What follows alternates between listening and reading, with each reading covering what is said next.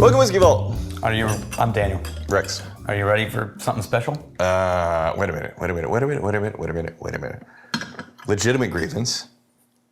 Did you just put your filthy mouth Oh yeah, on our watering thing? in our dropping water? Oh yeah, absolutely. Did you dip your infested stash? No, this is a purification stash. It's The filtration. dropping water? This is filtration. So what we know This is about this actually now- episode is I don't get to explore with water because I don't want to die. It's now extra filtered. That legitimate.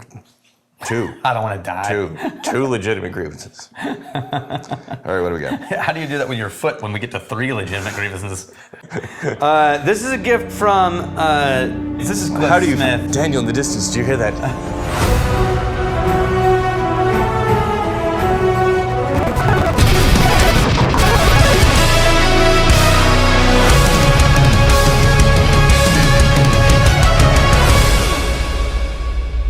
And you met him for the first time at Irene Tan's store. Yeah. Anyway, that was fun. At one of his Psalm school classes, he brought this. Laphroaig 25. But You slut. Cask Strength What are you doing? 2014 edition. Look at that. Wait, this has to be the last whiskey that. of the shoot, right? Oh yeah. Yeah. Look at that. Wait, how much is empty? Well, You drank more than half the bottle. The Psalms might have had a little You adventure. drank more than half the damn bottle. No, we well, didn't. It's almost half the bottle. Yeah. All right. Or less than half.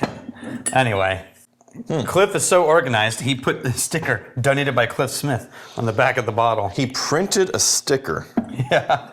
Well done. That's hardcore. None of this Sharpie bullshit. Daniel, in the distance, do you hear that? Neuroticism. Yeah, it's a man after my own heart. All right, so what are you expecting? So, What are you expecting on the nose of a This is- 25-year-old cask strength Laphroaig? well, this is not just one barrel, but it is cask strength. But it's both Oloroso sherry and bourbon, Oh, okay. right? But a minimum of 25 years. Okay. Don't know how many barrels or what went into it. So here's the thing. You know what cask strength is on this bottle? Let me guess. 54%. 45. Shut your filthy mouth. You have to remember, You filthy. because of the weather in It's Scotland. in the 40s? Because of the weather in Scotland, Yeah. proof drops over time. And so they have to be really careful when they get to like 30 years old. They have to keep an eye on the barrels To that make sure doesn't it drop doesn't- below right. 40%. Yeah. Which that would be kind of frustrating if you got an ancient bottle. And it's like 25% alcohol. You're like, oh, goddamn, we got to blend this thing in to get it back up and above. Yeah. You know what'd be cool? We don't know how many barrels, though. If there was a way to have, your bung in a barrel, then the bung would be able to give you this, within, not exactly to the decimal Within point. 1 or 2. With 1 or 2, the proof. Yeah. That would be cool. Yeah. It'd be expensive, but cool. But here's the thing: for barrels that you're letting age for a Yeah, long, for long those, time, like, let's that would be just worth it. insert this tool. Yeah. Oh, well, yeah. Copyright, trademark, patent, all this stuff.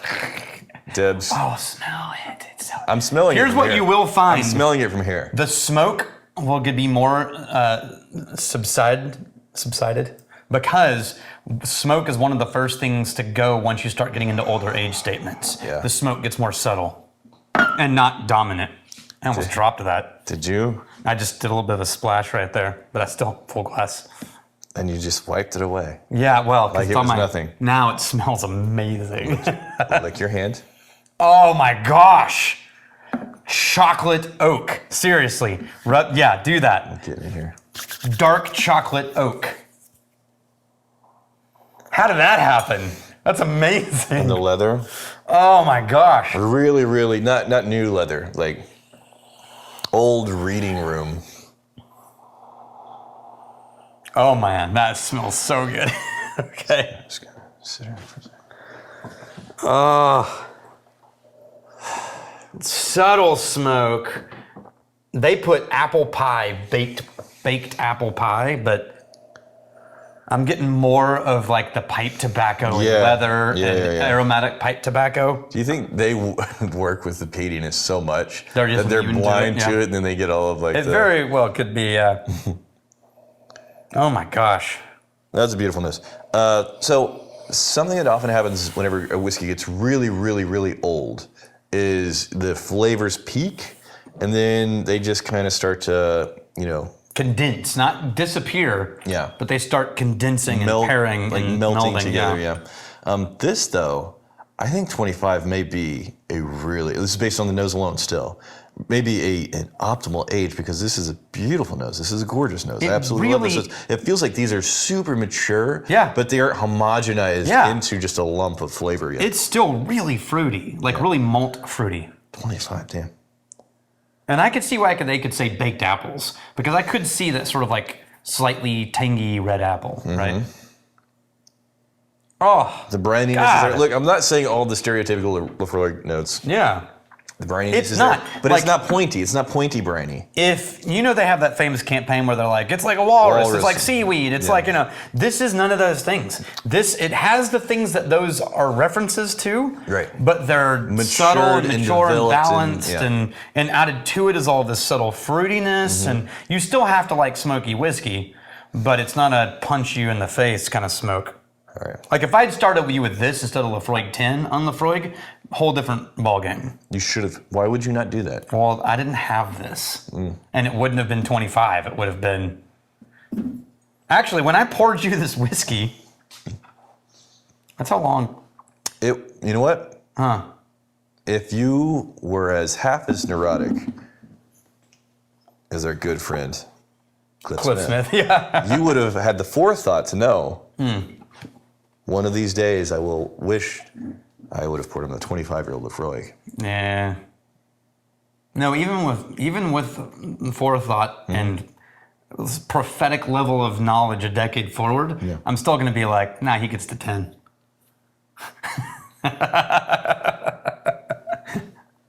No, you need a toe now.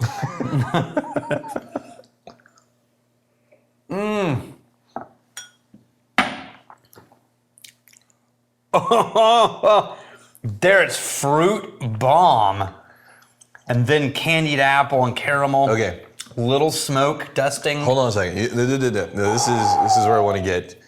I want to get it really dialed in. Because for us, little smoke. The reason why you'd say that is because compared to what mentally Laphroaig, comparing it to 10. Well, yes, what the 10 would throw at you. If somebody was coming at this fresh, this is not a little smoke. No. This is still Laphroaig. The DNA of that smokiness. It is a very, very present smoke, but compared to, the bam smoke of a Laphroaig 10. Okay, let's put it this way. How about this? If I describe the smoke a little differently. Okay. There is a smoke that when you're around it smells like, it's smoky, or it's really smoky. Yeah. Not in whiskey, I'm saying in life. Acrid. Yeah, an acrid smoke, or something's burning that shouldn't be burning, or some kid threw something in the fire that's plastic, or there's acrid smoke. And then there's sort of ashy, day-old, stale smoke, like on your clothes after camping. But in the world of smoke, there's another smoke that is walking through the neighborhood on the first fall day when someone in the neighborhood lights the fireplace for the first time. You know what I thought you were going to say? And it's a little bit crisp and cold outside, and you smell like, someone started the fire in the fireplace, and you just feel good. Yeah. That's the kind of smoke that's in this. I thought there's another kind of feel-good smoke. Whenever you're walking through the neighborhood and you realize someone that definitely knows what they're doing is grilling in the backyard. No, but this is not grilling. This is not grilling. There's no protein I'm meat. talking about the feel-good smoke. Yeah. Feel-good smoke. I'm thinking fall kind of feel good, like the holidays are coming. So, any day now, Starbucks will release pumpkin spice. No. Yeah. I mean, God, we're about to get off on a Starbucks tangent. Oh, yeah, man. Okay. There's a lemon note in here. Zesty? Yeah. It's citrus, it's fresh, it's lemony. And then you have like that really mature, developed smokiness.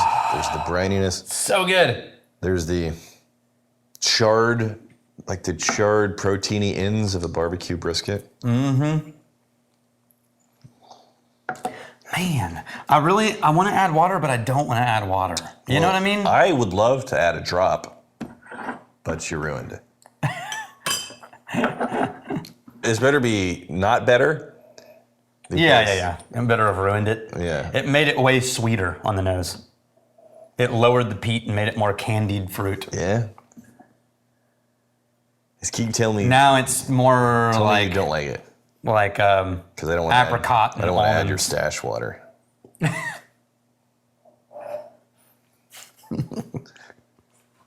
I can't taste it actually. I'm trying not to laugh because it narrows my tongue and it just makes it go right down the middle. I can't spread it out. I wonder how famous you would have to be to sell Daniel stash water and people would buy it up. It was better before the water. Good.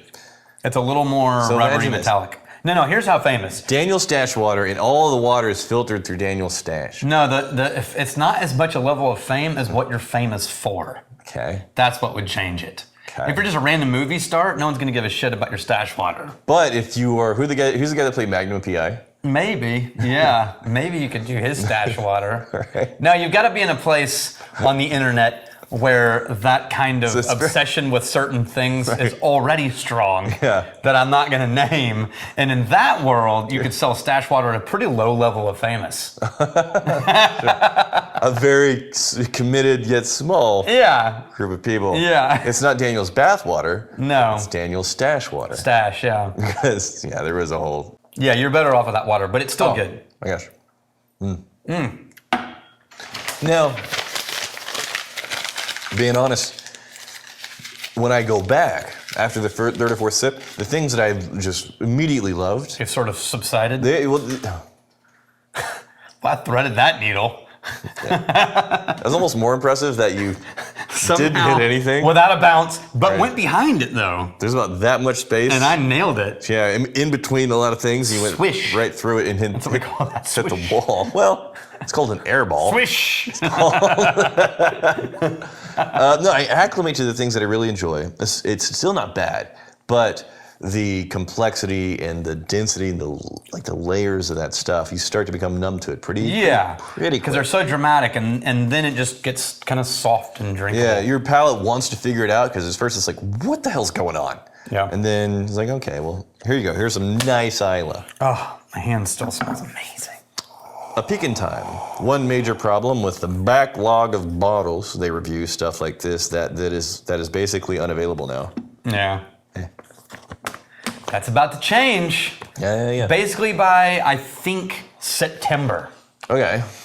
By September. It may be close to September by the time this releases. No, this will be mid-August. This will be mid-August? Yeah, like August 19 or something like that, 18. Okay. So by September, we're going to be into the new world of things people can get, hopefully. Yeah, and if we have like some more obscure stuff, then we can compare it to something that you can get. I am going to talk about this a couple of things. One is people have been emailing still and commenting and saying, hey, I know you're going to switch to reviewing stuff people can get, but can we still contribute so that we can be bastarded somehow? Yeah.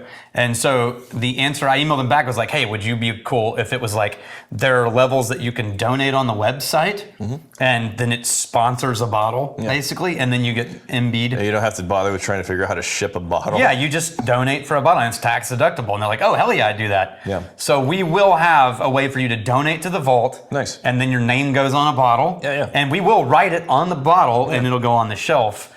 And and that way you can still contribute. We can still do Magnificent Bastards and Patron Saints and all of those things. What was shocking to me is the number of people that bothered to figure out how to safely ship. Oh, no, that was so much commitment. This number of bottles? Yeah, I mean, look at what year. We're like 5 years. There's only been like out of I don't know how many, 1,000 plus bottles. There's only been like 2 or 3 that were damaged in shipping that I know of. Yeah, no, that's right. I don't think there's been more than that. Yeah, out of like 1,000, it was like 2 or 3. Yeah. Let's put it this way. Yeah. You guys started donating, and we have not really reviewed non-donated whiskeys for 5 years. So, well done. And we had to say, please, we had to stop it.